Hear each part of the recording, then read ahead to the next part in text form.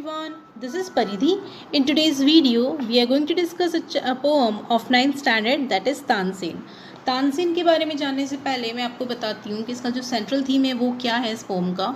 इस पोम में एक्चुअली ये देखने को मिलेगा कि किस तरह से म्यूज़िक हमारी लाइफ में इम्पॉर्टेंट होता है और जो स्टूडेंट और टीचर का रिलेशन होता है वो कैसा होता है। तो यहाँ पर आपको ये भी देखने को मिलेगा कि अकबर का कोट होता है, तो अकबर का जो एम्परर होता है उसमें सिंगर होते हैं तानसेन, और वो कितने अच्छे सिंगर होते हैं जिसके थ्रू अकबर पूरी तरह से उनकी तरफ फैसिनेटेड हो जाते हैं, आप कह सकते हैं अट्रैक्टेड हो जाते हैं। और इसके साथ ही कई इवेंट्स उनकी कोर्ट में होते हैं, वो भी हम जानेंगे। तो चलिए स्टार्ट करते हैं हम। Tansen the singer and great Akbar's court one great renown through the Badshahi fort. तो तानसेन जो सिंगर हैं अकबर की कोर्ट में वो बहुत ही फेमस हो चुके हैं बादशाही फोर्ट के कारण। जो बादशाही का मतलब आप कह सकते हैं जो मोनार्क होता है, जो वहाँ का आप बादशाह कहते हैं, तो उस फोर्ट में, वहाँ की फोर्ट में वो काफ़ी फेमस हुए हैं। His voice rang like the sound of silver bells and Akbar ravished heard the story tells. तो उनकी जो वॉइस है, उनकी जो आवाज़ है वो ऐसी होती है जैसे कि कोई बेल रिंग हो रही हो, जो साउंड होते हैं बेल का जो साउंड होता है उसकी जैसी उनकी आवाज़ है। और अकबर उनकी आवाज़ को सुनकर हमेशा फैसिनेट हो जाते थे, हमेशा उनकी तरफ अटेंटिव हो जाते थे, अट्रैक्टेड हो जाते थे और उनमें खो जाते थे, ऐसा स्टोरीज़ कहती हैं। अब आपको यहाँ एक लाइन दिखेगी, इसका जस्ट जो his voice like the sound of silver bells, ये वाली जो लाइन है। अब देखिए यहाँ पर क्या है इस लाइन का मतलब कि उसकी वॉइस मीन्स तानसेन, उनकी वॉइस सिल्वर बेल्स की आवाज़ की तरह थी। तो यहाँ पे कंपैरिजन होता है, कंपैरिजन हो रहा है वॉइस का और सिल्वर बेल्स के साउंड का। तो जहाँ कंपैरिजन होता है उसको हम कहते हैं सिमिली। तो सिमिली क्या होती है, ये ऐसी पार्ट ऑफ स्पीच होती है या ऐसी लिटरेरी डिवाइस होती है जहाँ पर कंपैरिजन होता है।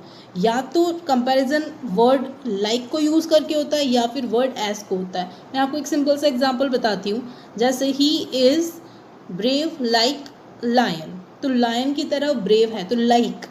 और अगर आप कहते हैं he is as brave as lion, तो एज यूज़ कर रहे हैं, he is brave as lion, तब भी आप सिर्फ सिंपल एज यूज़ कर रहे हो। दैट मीन्स या तो एज या लाइक को यूज़ करके अगर डायरेक्टली कंपैरिजन होता है तो उसको हम क्या कहते हैं, कौन सी फिगर ऑफ स्पीच होती है, वो सिमिली होती है। आगे बढ़ते हैं हम। How the king praised him gave him many a gem called him chief jewel in his diadem. तो किंग उसकी कैसे तारीफ़ करे, वो यहाँ तक कि वो उन्होंने उस जो इतना अच्छा उन्होंने प्रेजेंटेशन किया, इतना अच्छा परफॉर्मेंस किया, इसके लिए उन्होंने यहाँ तक कि किंग ने, दैट इज़ अकबर ने तानसेन को जैम भी दिए, कई रत्न दिए। Called him chief jewel in his diadem, diadem means होता है क्राउन, तो उनकी क्राउन का एक सबसे इम्पॉर्टेंट जो चीफ ज्वेल होता है वो भी उनको वो बुलाते थे। One day the singer sang the song of fire the Deepak raga and burning like a fire. एक दिन उस सिंगर ने, दैट इज तानसेन ने क्या किया, सॉन्ग गाया जो सॉन्ग ऑफ फायर कहलाता है। देखिए क्लासिकल म्यूज़िक में अलग अलग तरह के राग होते हैं, तो उसमें से एक राग होता है दीपक राग। दीपक राग क्या होता है, जो आप कह सकते हैं सॉन्ग ऑफ फायर, जिससे लिटरली गाने पर आग लग जाती है। तो पहले जो क्लासिकल सिंगर्स होते थे वो इतना डीप जाकर उस म्यूज़िक को, इतना आप कह सकते हैं इतना डिवोटी होके गाते थे कि literally there was fire, literally वो पूरा जल जाता था, एवरीथिंग गोज, हर चीज़ से मतलब एटलीस्ट कुछ तो वहाँ पर ये चीज़ दिखती थी कि हाँ फायर है। तो जब उन्होंने ये सॉन्ग गाया तो उनकी बॉडी जो है वो ऐसा जलने लग गई जैसे कि वुड हो, जैसे जो लकड़ियाँ होती है उसका झुंड होता है, उसका जो पाइल होता है, हीप होता है, वो जलता है, उसी तरह से वहाँ पे उनकी बॉडी भी जलने लगी। His body burst into consuming flame. To cure his burning heart, a maiden came. उनकी बॉडी ऐसे लगने लगी जैसे कि वो जो आग की लपटें, जो फ्लेम थी वो पूरी तरह उनमें कंज्यूम हो रही है, उनकी बॉडी में एब्जॉर्ब हो रही है, और इसको क्योर करने के लिए एक मेडन आई। मेडन में सब कह सकते हैं unmarried girl, young girl, unmarried girl. And sang Malhar the song of water cold to health returned and comfort age of old. और उसके बाद उसने क्या गाया, उसने मल्हार राग गाया। मल्हार जिसको गाने से क्या होता है, बारिश हो जाती है, तो सॉन्ग ऑफ वाटर। तो जब सॉन्ग ऑफ फायर के कारण उनकी बॉडी बर्न हो रही थी तानसेन की, तब इस मेडन ने song of water that is Malhar गाया और उनकी बॉडी जब तक कंफर्ट होए तब तक उन्होंने उसको गाया, जिससे उनकी बॉडी को थोड़ा सा कंफर्टेबल लगे और उनकी हेल्थ वापस से रिटर्न हो। Mighty thy teacher must be and divine, great Akbar said, magic indeed is thine। उन्हें कहा कि जो तुम्हारे टीचर हैं, तानसेन को कहा कि तुम्हारे जो टीचर है वो माइटी होंगे, महान होंगे, ग्रेट होंगे, वो तो लिटरली डिवाइन होंगे, भगवान होंगे।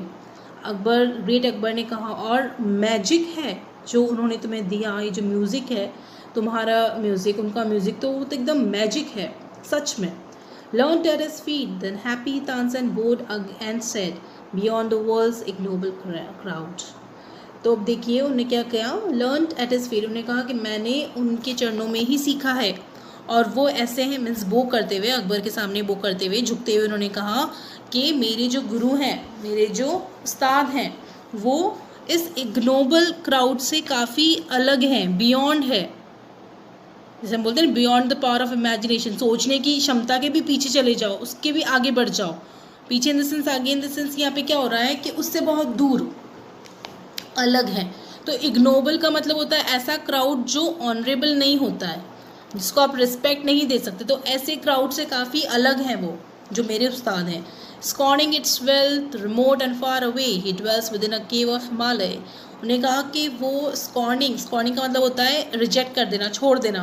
तो उन्होंने अपनी वेल्थ, अपने पैसे, सब चीज़ों को छोड़कर वो दूर हिमालय की गुफाओं में जाके रहते हैं।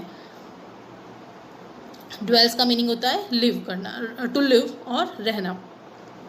Could I but see him once, desired the king, sit at his feet a while and listening।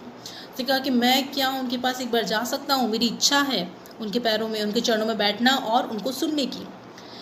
Here is celestial song, I would deny my state and walk in robes of party। उन्हें कहा कि उनका जो heavenly song है उसको सुनना इतना easy नहीं है। मैं डिसएग्री करता हूँ इस चीज़ से कि इतना इजी नहीं है ये टास्क।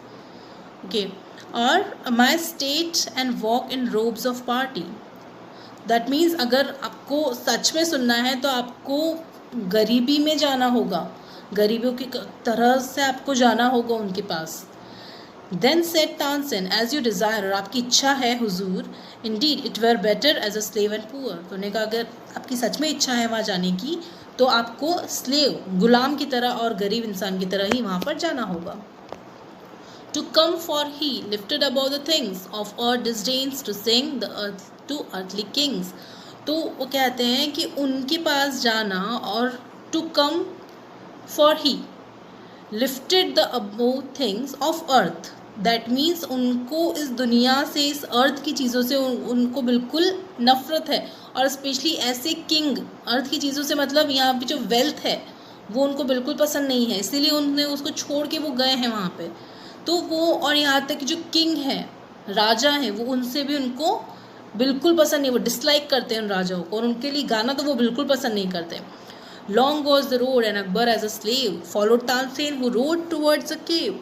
और जिस रोड से वो लोग जा रहे थे वो काफ़ी लंबी थी और अकबर अब एक स्लेव की तरह तानसेन को फॉलो कर रहे थे, वो केव की तरह राइड कर रहे थे, केव की तरफ जा रहे थे, तब तानसेन को अकबर फॉलो कर रहे थे। High in the mountains at the singer's feet, they knelt and prayed with supplication sweet। Supplication का मतलब होता है हम्बल रिक्वेस्ट। तो माउंटेन में मीन्स काफ़ी ऊंचाई पर वो बैठे थे, जो उनके गुरु थे, उस्ताद थे, और उनके चरणों में जाकर वो झुकते हैं, नील डाउन, नील मीन्स बो करते हैं, झुकते हैं और उनके सामने प्रेयर करते हैं, मीन्स हम्बल रिक्वेस्ट करते हैं उनसे। क्या रिक्वेस्ट करते हैं? Towards the shrine lo we have journeyed long, O holy master bless us with thy song. Towards the shrine, shrine का मतलब होता है होली प्लेस। तो जो अकबर हैं वो कहते हैं कि आपकी इस होली प्लेस की तरफ हम आए हैं और हमने काफ़ी लंबी जर्नी की है, तो होली मास्टर हमें अपना सॉन्ग सुना दो, हमारी ब्लेसिंग्स दे दो आपके सॉन्ग को सुनाकर। Then Ustad one by their humility sang songs of peace and high felicity। Humility का मतलब होता है कि आप कह सकते हैं कि मॉडेस्टी या गुड मैनर, अच्छे मैनर। तो उनकी इस अच्छाई को, इस ह्यूमैनिटी को देखकर उन्होंने काफ़ी सॉन्ग गाए, पीसफुलनेस के या फिर ग्रेट हैप्पीनेस के उन्होंने सॉन्ग्स गाए। अब देखिए यहाँ पर आपको एलिट्रेशन, फिगर ऑफ स्पीच भी देखने को मिलेगा। तो यहाँ पर जहाँ पर आप ये देखेंगे, they knelt and prayed with supplication sweet, इसमें ये देखिए सप्लिकेशन और स्वीट, ये वर्ड रिपीट हो रहा है, दैट मीन्स एस रिपीट हो रहा है, उसका साउंड रिपीट हो रहा है। तो whenever the sound of a consonant letter repeats in a line starting sound, that time the figure of speech use is alliteration. तो यहाँ पे alliteration figure of speech use की गई है, क्योंकि आप देखेंगे लाइन में स रिपीट हो रहा है, सप्लिकेशन स्वीट, राइट। तो स है, बट वो साउंड तो रिपीट हो रहा है ना थोड़ा बहुत, स्वीट स्व, तो इसीलिए हम यहाँ पर क्या बोलेंगे, एस क्या है, एलिट्रेशन है, एलिट्रेशन को शो कर रहा है ये letter, repeating sound of letter S showing alliteration. तो ये आपका सेकेंड फिगर ऑफ स्पीच हुआ जो आपका एलिट्रेशन है, जिसमें जो कॉन्सोनेंट साउंड होता है वो रिपीट होता है। आगे बढ़ते हैं हम। The Malkauns raag all ascetic rang till birds and beasts enchanted as he sang। तो अब उन्होंने कौन सा राग गाया, उन्होंने मलकाउस राग गाया, और एसेटिक का मतलब होता है जॉयफुल। तो जब उन्होंने गाया तो हर जगह जॉयफुल चीज़, मीन्स आप कह सकते हैं जो एटमॉस्फेयर था वो कम्प्लीटली जॉयफुल हो गया था, और तब तक बर्ड्स बीज सब उनके साथ में क्या कर रहे थे, एंचैंट कर रहे थे, मीन्स हैप्पी हो रहे थे, जैसे वो गा रहे थे वैसे वो हैप्पी हो रहे थे सब birds beast. Gathered to hear over Akbar's dreaming soul he felt the waves of heavenly rapture roll. और जहाँ अकबर भी गैदर हुए थे, मीन्स वो भी वहाँ पर आए थे। देखिए अब यहाँ पे सोल का मतलब क्या होता है, आप कह सकते हैं कि मन, देखिए सोल एक्चुअली होती है आत्मा हमारी, जो हमारी बॉडी के अंदर होती है, राइट। उसी तरह यहाँ पर सोल का मतलब है कि इमोशनल एनर्जी जो किसी आर्टिस्टिक परफॉर्मेंस के लिए होती है। अब वो इतना अच्छा गा रहे हैं, इतना पीसफुल लग रहा है उनका सुनना, कि उनका जो सोल है, ऐसा लग रहा है उनकी जो ड्रीमिंग सोल है उसमें, उस आत्मा में, उनके मन में, उनको ऐसा लग रहा है जैसे कि हेवनली रप्चर, रप्चर का मतलब होता है फीलिंग ऑफ इंटेंस प्लेजर। तो ऐसा लग रहा है जैसे भगवान को देख रहे हो, या वो भगवान की जो प्रेयर होती है, जितना हमको उसमें रिलीफ मिलता है, जितना पीस मिलता है, उतना ही हेवनली पीस, हेवनली प्लेजर उनको मिल रहा है उस सॉन्ग को सुनकर, उस राग को सुनकर। But as he turn to speak his words of praise उस्ताद had vanished from his wondering gaze. लेकिन जैसे ही वो बोलने लगे, तारीफ करने लगे, वैसे उस्ताद ने क्या किया, वहाँ से डिसअपियर हो गए, वैनिश हो गए। और फ्रॉम हिज वंडरिंग गेज, जैसे ही वो देख रहे थे, वंडरिंग मीन्स आप कह सकते हैं कि एकदम वॉन्डर कहते हैं कि बहुत एकदम अलग सा फीलिंग होती है वॉन्डरिंग। तो जैसे ही वो देख रहे थे, इसको स्टेयर कर रहे थे, घूर रहे थे, वैसे ही उस्ताद मीन्स जैसे ही बोलने वाले थे किंग, वैसे ही उस्ताद क्या हो गए, वैनिश हो गए। Tell me Tansen what theme that is that hold this is that holds the soul enchanted and the heart enfolds. Tansen ने कहा कि तानसेन से कहा किंग ने कि तानसेन बताओ ये कौन सी थीम है, ये क्या कंपोजिशन है, क्या म्यूजिकल कंपोजिशन है जिसने इतना हमको होल्ड कर रखा है, इतना हमको अपना, हमारा अटेंशन, हमारा पूरी तरह हम उसको सुनकर मगन हो रहे हैं। द सोल एनचैंटेड, जो हमारा मन है, हमारी जो आत्मा है वो खुश हो गई है, और हार्ट एंड फोल्ड, और दिल ऐसा लग रहा है कि हर जगह बस उसी में ही घुमा हुआ है। In high delight and when he knew the name tell me again he said could you the same. ने कहा कि इस हाई डिलाइट में मुझे बताओ उन्हें क्या गाया, और क्या तुम भी उसकी तरह, उनकी तरह गा सकते हो। Theme sing to lure my heart to path untrod, ah no to thee I sing, he sings to God। उन्होंने कहा जो सॉन्ग उन्होंने गाया है वो मेरे दिल को, वो हमारे दिल को अट्रैक्ट करता है। टू पाथ्स अनट्रोड, अनट्रोड का मतलब अनएक्सप्लोर्ड, मीन्स ऐसे रास्ते पे वो लेके जाते हैं जो कभी भी एक्सप्लोर नहीं हो सकता, जो कभी भी किसी को नहीं दिख सकता। लेकिन सॉरी, मैं उनकी तरह नहीं गा सकता। क्यों? क्योंकि मैं आपके लिए गाता हूँ, लेकिन वो भगवान के लिए गाते हैं, इसीलिए मैं उनकी तरह। जब अकबर पूछते हैं कि क्या आप भी उनकी तरह, कुड यू द सेम, क्या आप भी उनकी तरह गा सकते हो, तो बोलते हैं कि नो, नहीं, मैं नहीं गा सकता, क्योंकि मैं आपके लिए गाता हूँ, पर वो ईश्वर के लिए गाते हैं। तो आई होप आपको आज की पोम समझ में आई होगी। आपको ये भी समझ में आया होगा जो गुरु और शिष्य का रिलेशन होता है, कि मतलब अगर शिष्य इतना डिवोटी है तो वो गुरु से हर चीज़ सीख सकते हैं। एट द सेम टाइम गुरु भी अपनी शिष्य के लिए पूरी तरह, आप कह सकते हैं that the Guru the teacher is completely for the student, अगर वो अपना पूरी तरह से ध्यान दे रहे हैं स्टूडेंट पे, then everything is possible.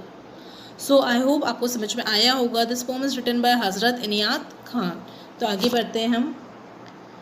Homework आज का, how did Akbar reward Tansen for the aesthetic effect of his singing, किस तरह से अकबर रिवॉर्ड करते थे तानसेन को। Second question, what did Tansen tell about his teacher to Akbar, क्या बोलते हैं वो टीचर के बारे में अकबर को। Pick out 5 pairs of rhyming words from the poem, rhyming words आपको पता होंगे आई होप, जो वर्ड्स जिनका टोन सेम होता है, like for example bat cat, okay, और you can say like hit sit, तो ये वर्ड्स राइमिंग वर्ड्स होते हैं। ऐसे आपको 5 पेयर्स फाइंड करने हैं। Fourth one is write one exam, you have to find one example of alliteration and simile, please जो मैंने एग्जाम्पल बताया उनके अलावा फाइंड कीजिएगा। Question number 5 is why could Tansen singing not produce the same effect as that by Ustad, Tansen की जो singing थी उतना इफेक्ट क्यों नहीं कर पाई जितना उनके उस्ताद की सिंगिंग इफेक्ट करती थी। तो आपको कुछ भी डाउट हो, in case of any doubt और difficulty, feel free to ask me. Take care, stay safe.